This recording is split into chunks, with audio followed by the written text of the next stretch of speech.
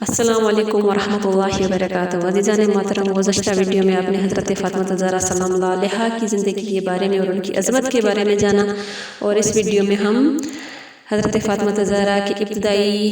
5 سال 6 سال دیکھیں گے کہ کیسے گزرے۔ حضرت فاطمہ الزہرا سلام اللہ علیہا 20 جمادی الثانی 5 بعثت کو رسول خدا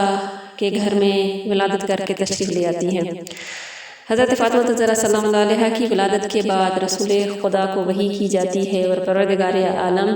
کی طرف سے نام مبارکہ فاطمہ لے کے جبرائیل علیہ السلام حضرت محمد مصطفیٰ صلی اللہ علیہ وسلم کے پاس آتے ہیں اور پھر نام گزاری کی جاتی ہے۔ فاطمہ یعنی کچھ روایتوں میں ملتا ہے کہ فاطمہ ذکر ربانی ہے، ذکر الہی ہے، کہ ملتا ہے ہمیں روایتوں میں کہ جب جبرائیل حضرت رسول خدا کے پاس آیا تو کہا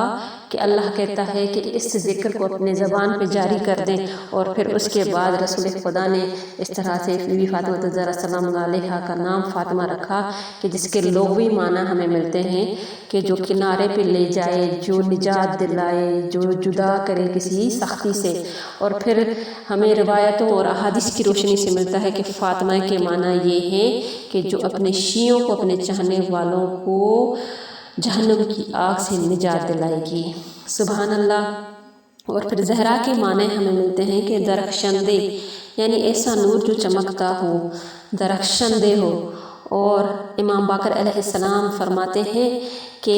جب حضرت فاطمہ الزہرا ہماری جدہ مادر حضرت فاطمہ الزہرا جب نماز کے لیے بلند ہوا کرتی تھیں تو ان سے ایسا نور بلند ہوا کرتا تھا، ایسا نور روشن ہوا کرتا تھا کہ جو آسمان والوں کے لیے اس طرح سے ہوتا تھا جس طرح سے زمین والوں کے لیے آسمان میں ستارہ چمکتا ہے۔ سبحان اللہ۔ یہ حضرت فاطمہ الزہرا سلام اللہ علیہا کی عظمتیں ہیں، ان کی فضیلتیں ہیں کہ جو ہم اس چھوٹی سی ویڈیو میں بیان نہیں کر سکتے۔ ان کی عظمتیں، ان کی فضیلتیں بہت ہی زیادہ ہیں۔ اور پھر حضرت فاطمہ الزہرا جب 2 سال کی ہوتی ہیں تو اپنے والدین کے ہمراہ شیب ابی طالب میں زندگی بسر کرنے پہ مجبور کی جاتی ہیں، جس طرح ان کے والدین کو قطع تعلق کیا گیا۔ حضرت رسول خدا جب دعوت اسلام دے چکے اور پھر کچھ لوگوں نے جب اسلام کی اس دعوت کو قبول کیا اور ان کے ساتھ ہمراہ ہوئے اور یار و مددگار ہوئے، تو بنی قریش کے لوگوں نے رسول خدا اور ان کے ساتھ جو مسلمان تھے، جو ان کی یار مددگار تھے، جو بنی ہاشم کے قبیلے کے خاندان کے جو لوگ تھے جو مسلمان ہو چکے تھے، ان سب کو مکہ سے نکال دیا اور ان کو ان کے گھر چھوڑنے پہ مجبور کر دیا۔ اور جب وہ سب اپنے گھروں سے نکل کے آ گئے تو ان سے لینا دینا، کھانا پینا، اٹھنا بیٹھنا اور حتیٰ کہ خرید و فروخت تک کو بھی ممنوع کر دیا گیا۔ اور پھر ان کو حضرت ابو طالب علیہ السلام نے ایک کوہ کے درمیان، کہتے ہیں کہ مکہ کے قریب ایک کوہ تھا، کہ 2 کوہ تھے جن کے درمیان میں ایک اسکان تھا، جہاں پہ حضرت ابو طالب علیہ السلام نے ان کو رہنے کے لیے کہا، اور بعد میں اس جگہ کا نام شیب ابی طالب کے نام سے روایتوں میں اور تاریخ میں مشہور ہو گیا۔ اور اس جگہ پہ شیب ابی طالب میں ان لوگوں نے 3 سال گزارے، اور تاریخ میں ملتا ہے کہ اتنے سخت 3 سال وہ گزارے کہ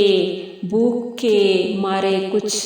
بچے اس دنیا سے چلے گئے، کچھ مائیں روتی رہیں، فاقے کاٹنے پہ مجبور ہو گئے۔ اور تاریخ میں ملتا ہے کہ حضرت خدیجہ الکبریٰ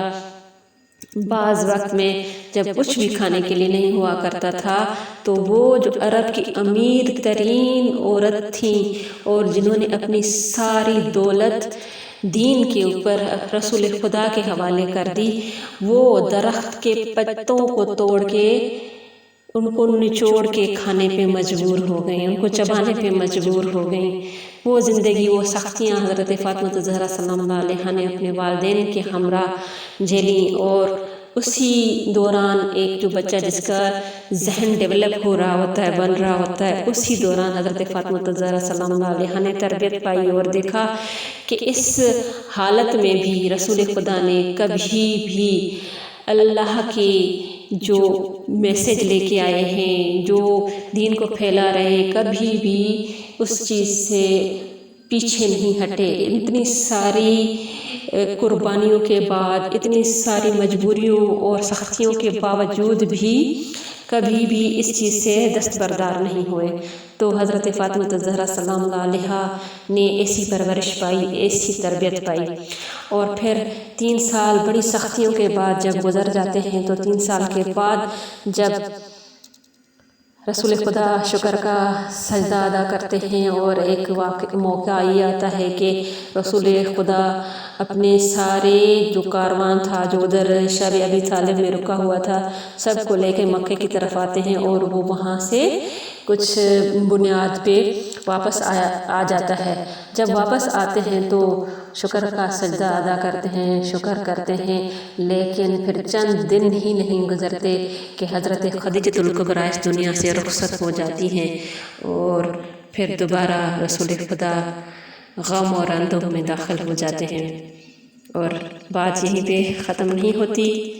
پھر ان کہتے ہیں کہ روایت میں ملتا ہے کہ ٹھیک 3 دنوں یا 4 دنوں کے بعد حضرت ابو طالب علیہ السلام بھی اس دنیا سے چلے جاتے ہیں، اور حضرت محمد مصطفیٰ صلی اللہ علیہ وسلم کے لیے بہت شدید غم والا وہ عرصہ ہوتا ہے کہ شدید غم اور اندوہ میں زندگی بسر کر رہے ہوتے ہیں، اور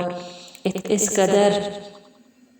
سختیوں میں اور اس قدر دشمنوں اور کافروں کے درمیان پھر یہ جو